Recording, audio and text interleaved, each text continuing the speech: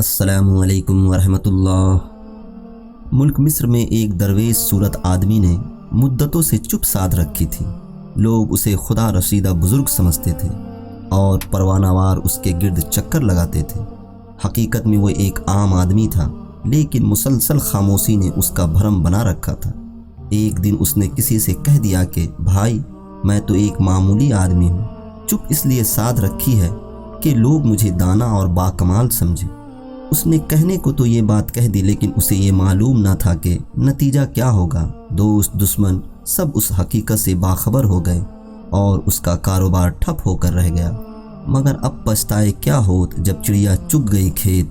एक दिन लोगों से मुंह छुपाकर वहाँ से गायब हो गया और जाते जाते मस्जिद की मेहराब पर लिख गया, अगर मैं अपने आप को आईना में देख लेता तो बेवकूफ़ी से अपना पर्दा चाक ना करता।